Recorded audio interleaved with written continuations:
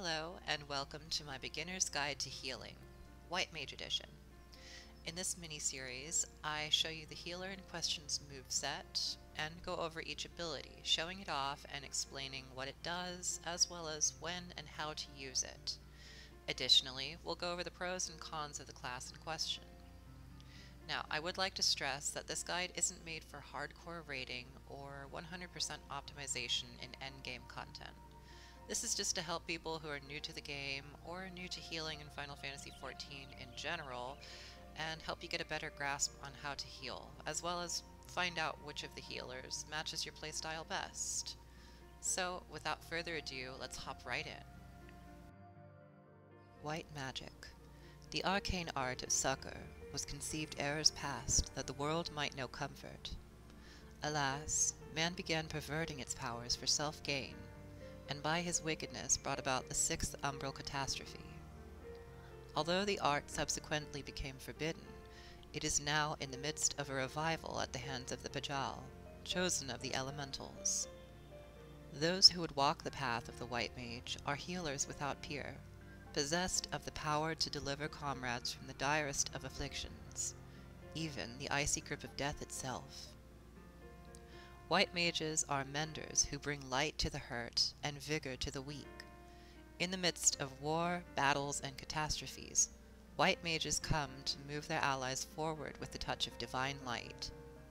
In order to unlock White Mage, you'll first need to unlock Conjurer by visiting the Conjurer's Guild in Gridania. After leveling Conjurer up to level 30, you'll be able to take on the quest In Nature's Embrace to unlock the White Mage Soulstone. Alright then, let's hop into the White Mage's moveset and take a look at everything, starting with Stone, level 1. Deals earth damage with a potency of 140. Stone is your single target damage spell. This spell will upgrade into other forms as you level up, so you won't have to replace it on your hotbars when that happens, thankfully. This is a spell that you'll be using most of the time to deal out damage when you aren't healing or applying dots. Cure, level 2. Restores target's HP with a potency of 450. Cure is your vanilla basic heal spell. It isn't super powerful, but at early levels this is what you'll be using to heal most of the time. Cure also has a 15% chance to proc Free Cure, which allows you to cast Cure 2 for free. Arrow, level 4. Deals wind damage with a potency of 50, and applies an additional effect of wind damage over time. Arrow is your single target damage over time spell, Dot. This spell will also upgrade into other forms as you level up, so again, you won't need to worry about replacing it on your hotbar. You always want to start out encounters with enemies by sticking Arrow on them and then proceeding to spam Stone. When Arrow is about to wear off, reapply it. Medica at level 10. Restores own HP and the HP of all nearby party members, cure potency of 300. Medica is our first area of effect healing spell. Medica is very important for early levels when we don't have access to many of our other, more powerful AoE heals. But even endgame, Medica is a valuable tool in our arsenal, so you'll always want to use Medica when the party takes a lot of damage and you can't heal everyone up individually fast enough. Raise at level 12. Resurrects target to a weakened state. Raise allows you to revive the KO'd player, albeit with weakness. Raise has a very long cast time, so I highly recommend that you use Swift Cast to help alleviate that. If you have to hard cast Raise, try using Sure Cast and Presence of Mind to keep from being interrupted and to speed it up a little bit. Fluid Aura at level 15 binds the target. Fluid Aura is really simple, it's just a bind spell. Now, you'll usually be using this in your solo adventures. It's good for kiting enemies and just keeping melee enemies at bay. Otherwise, it's not really useful. Stone 2 at level 18. This is just an upgrade to Stone, enhancing its damage potency to 200. Cure 2 at level 30. Restores target's HP with a cure potency of 700. Cure 2 is a very powerful single target heal. This is a great tool for when you need to emergency heal someone up or heal the tank through a lot of incoming damage. Beware, however, Cure 2's MP cost can be a little detrimental if you spam it too much. Also at level 30, we get Presence of Mind. Reduces spell cast time and recast time and auto attack delay by 20%. Presence of Mind is a buff for ourselves, and it's kind of like haste. It speeds up all of our actions, our cast times, and reduces recast timers. This can be used in a variety of ways. You can use it to cast more offensive spells, or you can use it to cast a bunch of healing spells. You can also use it to help cast Raise a little bit faster. It has a ton of applications, and it's really up to you and how you want to use it. Regen at level 35. Grants healing over time effect to target. Cure potency of 200, duration of 18 seconds. Regen is one of the most important spells for White Mage. With Regen, you can put a heal over time effect on a party member and leave them be while they heal up, and you're free to focus on other things. With the tank, you'll always want to maintain Regen on them, except for in-between dungeon pulls. As you'll come to find out, White Mage is very reliant on Regens and heal over time effects. Cure 3 at level 40. Restores the HP of target and all party members nearby target. Cure potency of 550. Cure 3 is a very powerful AoE heal. The catch, however, is that it has a deceptively short range of only 5 yalms centered around the target. Generally, you'll use this when everyone stacks together for a stack marker AoE and easily heal up that damage before everyone spreads back out. Be wary of overusing Cure 3 as it does have a high MP cost. Holy at level 45. Deals unaspected damage with a potency of 140 to all nearby enemies. Additional effect of stun, duration 4 seconds. Holy is your first AoE damage spell, and it has the added benefit of inflicting stun on enemies hit by it. Generally, you'll want to use Holy when there are a lot of enemies around. Arrow 2 at level 46. Arrow 2 is another upgrade to your arrow spell, increasing its potency to 60. Medica 2 at level 50. Restores own HP and the HP of all nearby party members with a cure potency of 200. Additional effect of Regen, cure potency 100 and duration of 15 seconds. Medica 2 is basically an area of effect Regen spell. This is an incredibly powerful healing tool that you'll usually end up using instead of Medica once you unlock it. When the party takes a bunch of damage, you use Medica 2 and let the Regen heal everyone up over time while you focus on other things, such as dealing damage or tending to the tank. Again, like with Cure 3, Medica 2 has a very high MP cost, so be wary of using it too much. Also at level 50, we get Benediction. Restores all of a target's HP. Benediction is the ultimate healing ability, a full 100% heal on your target or yourself. Generally, you'll want to save Benediction for emergency situations, usually to heal the tank up from critical HP.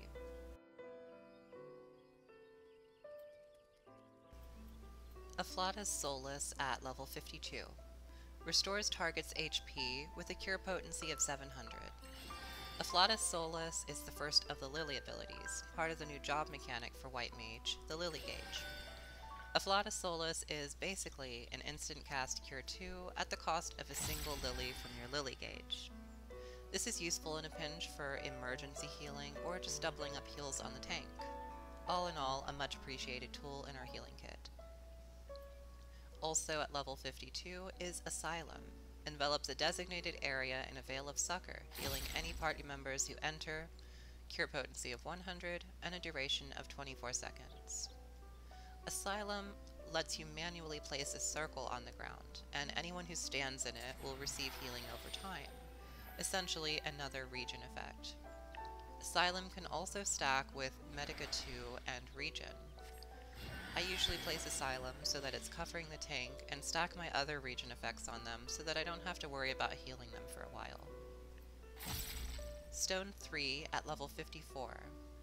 Another upgrade to Stone 2, enhancing its damage to 240. Assize at level 56. Deals unaspected damage with a potency of 400 to all nearby enemies.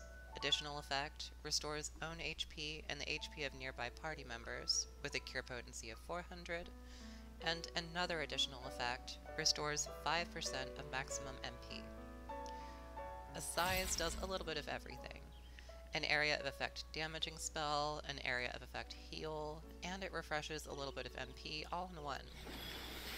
Use Assize usually as a free area of effect healing spell, and to help you refresh some of your MP. Additionally, make sure that you're close enough to enemies so that it's hitting them to damage them as well. Thin Air at level 58. Reduces MP cost of all spells by 100%. Duration of 12 seconds. Thin Air is an incredibly powerful ability that allows us to cast spells without stressing our MP at all for 12 seconds. Personally, I tend to use Thin Air for Freed Medica 2 or in conjunction with Swift Cast plus Raise, since Raise costs so much MP. Tetragrammaton at level 60. Restores target's HP with a cure potency of 700. Tetragrammaton is basically an instant cast, free Cure 2. Tetra is a great single target emergency heal that can be used to save a party member who's dropped really low, or to help heal up the tank. Stone 4 at level 64. Another upgrade to Stone 3, enhancing its damage to 280. Divine Benison at level 66. Creates a barrier around self or target party member that absorbs damage equivalent to a heal of 500 potency. Duration of 15 seconds. Divine Benison is a single target barrier, and since it's an instant cast and off the global cooldown, it can be weaved in between other actions. You'll generally want to put Divine Benison on the tank just before a tank buster hits them to help soften the blow. Plenary Indulgences at level 70. Grants confession to self and nearby party members. Upon receiving HP recovery via Medica, Medica 2, Cure 3, or Afflatus Rapture cast by self, confession triggers an additional healing effect. Cure potency of 200, duration of 10 seconds. Plenary Indulgences is a very unique ability.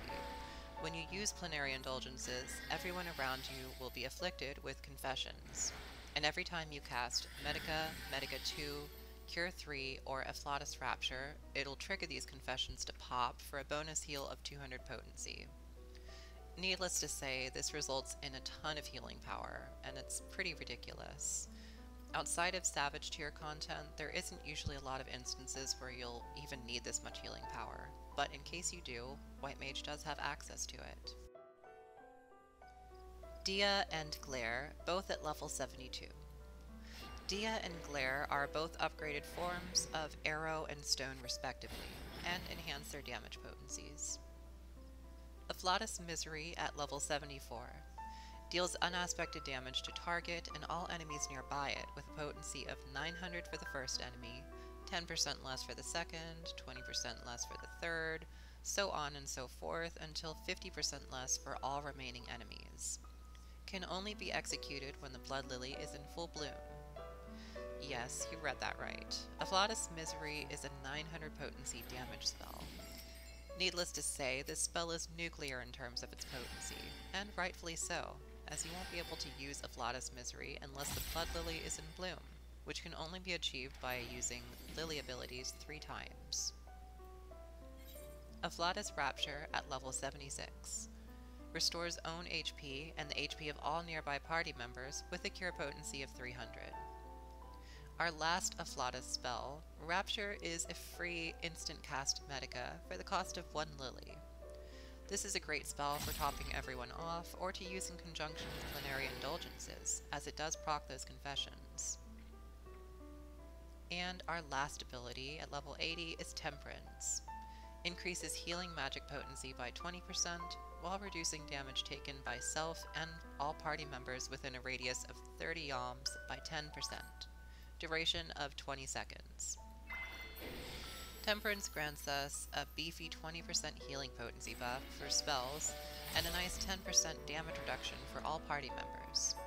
Generally, the best way to use Temperance is before a big ultimate attack to help dampen incoming damage, and then heal everyone up with that healing potency buff.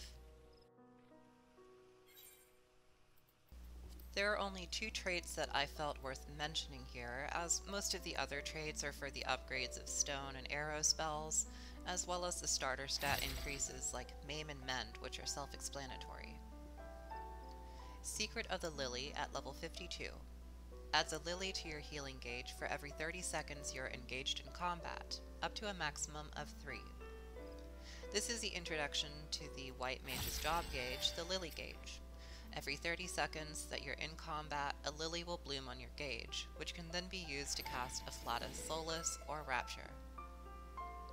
Enhanced Asylum at level 78. Adds an additional effect to Asylum that increases HP recovery via healing actions by 10%. This is a small enhancement to Asylum at level 78 and up, where as long as you or any party members are standing inside of Asylum, you'll gain a 10% healing potency buff. Role actions are shared between all 3 healers, but let's go over them briefly here. Repose at level 8. Afflicts target with sleep, duration of 30 seconds. Repose is much like Fluid Aura. This is an ability that you'll mostly be using in solo play to help you kite enemies and even battles when you're outnumbered. Esuna at level 10. Removes a single detrimental effect from target. Esuna is very important for removing detrimental status effects from party members. Some status ailments cannot be cleansed. If the status effect in question has a tiny white bar above it, that means that it can be cleansed. Swift cast at level 18. Next spell is cast immediately, duration of 10 seconds. Swift cast allows you to cast your next spell without any cast time. It's best to save this for Raise so that you can skip its incredibly long cast time. Lucid Dreaming at level 24 gradually restores own MP. Potency of 50, duration of 21 seconds. Lucid Dreaming is caster's primary MP refresh ability. Basically, Lucid Dreaming gives you back MP. It's best to use this when you're around 50% mana. Between Lucid Dreaming and Thin Air, White Mage should never have mana problems. Surecast at level 44. Spells can be cast without interruption. Additional effect, nullifies most knockback and draw-in effects. Duration of 6 seconds. Surecast gives you 6 seconds of knockback and draw-in resistance, which can be useful for avoiding certain mechanics, or just helping you cast a spell like Raise without being interrupted. And Rescue at level 48. Instantly draws target party member to your side. Cannot be used outside of combat or when target is suffering from certain enfeeblements. Rescue is a little bit of a controversial ability, but it can help save a party member's life. I'd say that the worst part about Rescue is the latency when you use it. Sometimes whoever you're rescuing will still be hit by the attack that you're trying to pull them away from. So this ability takes some prediction and a lot of practice to get used to using to actually save people. Please don't use Rescue to troll players unless you're playing with friends and you're just trying to have a good time and they understand. I've seen too many healers use Rescue to troll people, and it's not okay. It's already an ability that's looked down upon, so be careful with how you use it. Now, let's go over the strengths and weaknesses of White Mage as a healer. The pros. 1. They have the highest healing power of the healers. 2. They have the highest damage potency of the healers. 3. They're very beginner friendly. 4. They have very easy MP management. 5. They feel great to play as. And 6, you can get a flying unicorn mount from doing the White Mage quests. Now, as for the cons. 1. They don't offer much utility. 2. It's very, very easy to overheal as White Mage. And 3. They have no reliable shielding or damage mitigation outside of Divine Benison and Temperance. White Mage's cons are hardly enough to outweigh their pros. White Mage is very strong this expansion, and it feels great to play as, with their revamped Lily Gauge system, as well as the other tweaks that they've made throughout their moveset. Personally, I highly recommend picking up White Mage if you're completely new to healing in Final Fantasy XIV, or if healing intimidates you. Leveling White Mage teaches you the basics of reactive healing, and a little bit of proactive healing as well, which forms the perfect basis to branch out and try the other 2 healers, Scholar and Astrologian, which are a little more complicated. And that's going to end my beginner's guide on White Mage. Like I said, this guide isn't for any kind of crazy endgame optimization. There are already enough of those videos out there. This is just meant to help you guys get into the healing pool and try it out and get a more casual feel for things. If you have any questions or comments, please let me know down below. In the meantime, thank you guys so much for watching. Bye-bye!